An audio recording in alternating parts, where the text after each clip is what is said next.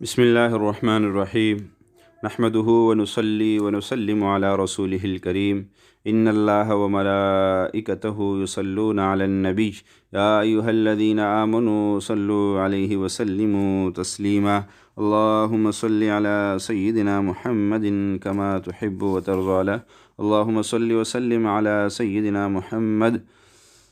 حضرت عبد الرحمن بن سمرہ رضی اللہ عنہ فرماتے ہیں کہ ایک مرتبہ حضور اقدس صلی اللہ علیہ وسلم باہر تشریف لائے اور ارشاد فرمایا کہ میں نے رات ایک عجیب منظر دیکھا۔ ایک شخص ہے، وہ پل صراط کے اوپر گھسٹ کر چلتا ہے، کبھی گھٹنوں کے بل چلتا ہے، کبھی کسی چیز میں اٹک جاتا ہے۔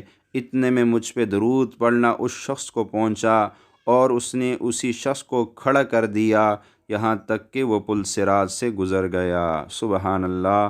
دیکھیے، جہاں سب چھوڑ جاتے ہیں، ماں باپ، بہن بھائی، دوست احباب سب چھوڑ جاتے ہیں، وہاں پہ اس شخص کے کام آیا تو صرف درود پاک پڑھنا کام آیا۔ تو آج ہی سے ہم یہ تہیہ کر لیں کہ انشاءاللہ ہم بھی کثرت سے درود پاک پڑھیں گے، اور ہمارا یہ پڑھا ہوا درود ہمیں وہاں کام آئے گا جہاں سب ساتھ چھوڑ جائیں گے، کوئی بھی ساتھ نہیں آئے گا۔ تو کیوں نہ آج سے ہی تہیہ کر لے کہ انشاءاللہ ہم کثرت سے درود پاک پڑھیں گے۔ دیکھیے، اس حدیث کے اندر جناب رسول اللہ صلی اللہ علیہ وسلم نے فرمایا کہ وہ درود اس کے وہاں کام آیا اور پل صراط سے اس کو پار لگا دیا۔ اسی طرح سعادت الدارین کے اندر واقعہ ہے کہ حضرت شیخ الاسلام حضرت بابا فرید الدین گنج شکر رحمۃ اللہ علیہ وہ درود پاک کے فضائل بیان فرما رہے تھے۔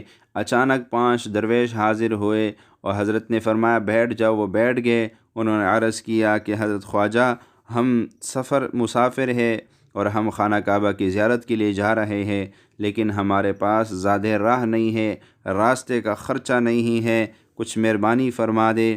حضرت خواجہ رحمۃ اللہ علیہ نے مراقبہ کیا اور سر اٹھا کر کھجور کے چند گٹھلیاں لی اور ان پہ کچھ پڑھ کے دم کر کے ان کو دے دیا۔ وہ حیران ہوئے کہ ہم ان گٹھلیوں کا کیا کریں گے؟ شیخ الاسلام نے فرمایا، حیران کیوں ہوتے ہو؟ ان کو دیکھو تو صحیح، جب دیکھا تو سونے کے دینار تھے۔ پھر آخر شیخ بدر الدین اسحاق سے معلوم ہوا کہ حضرت خواجہ رحمۃ اللہ علیہ نے درود پاک پڑھ کر وہ گٹھلیاں جو ہے وہ دم کر کے دی تھی، تو درود پاک کے برکت سے وہ کھجوروں کی گٹھلیاں وہ سونے کے دینار بن گئی۔ سبحان اللہ! جب کوئی عمل زیادہ کیا جاتا ہے تو اس عمل کی تاثیر انسان کو مل جاتی ہے۔ میرے مرشد شیخ الوظائف حضرت اقدس حکیم طارق محمود مجذوبی چغتائی صاحب دامت برکاتہم العالیہ فرماتے ہیں، جب بھی کوئی وظیفہ، کوئی عمل انسان اس کے حد سے زیادہ پڑھ لیتا ہے تو ہر لفظ کی اپنی ایک تاثیر ہے، اور وہ تاثیر انسان کو پھر مل جاتی ہے، اور پھر وہ ایسی تاثیر ہوتی ہے کہ پتھر پہ پڑا جائے تو وہ موم بن جاتا ہے۔ یہ اس لفظ کی، اور ان بزرگوں کو اللہ نے درود پاک کی تاثیر دی ہوئی تھی، اور یہ بزرگوں کی کرامات ہے، اور کرامات اولیاء کرام کی وہ برحق ہے۔ اسی طرح علامہ سخاوی رحمہ اللہ نے درود پاک کے بہت زیادہ فضائل بیان فرمائے ہیں۔ فرمایا درود پاک پڑھنے سے اللہ کی رحمت انسان کی طرف متوجہ ہوتی ہے، فرشتوں کی دعاؤں میں وہ آ جاتا ہے، سرکار دو عالم صلی اللہ علیہ وسلم کی نظروں میں وہ آ جاتا ہے، اس کے گناہ معاف ہو جاتے ہیں، اور درود پاک کی وجہ سے اس کے خطاؤں کو نیکیوں میں بدل دیا جاتا ہے، اور اس کے اعمال نامے میں 1 قیرات کے برابر ثواب لکھا جاتا ہے، اور قیرات بھی وہ جو احد پہاڑ کے برابر ہو، اور اس کے اعمال کو بہت بڑے ترازوں میں تلا جاتا ہے۔